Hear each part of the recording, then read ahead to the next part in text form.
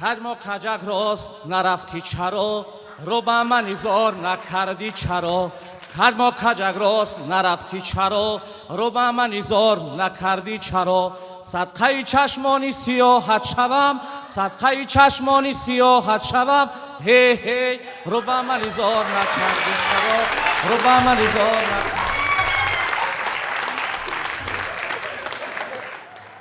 بازو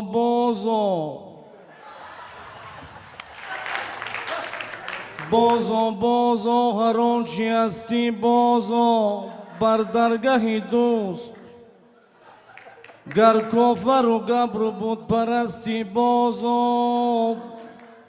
مردانه و چوست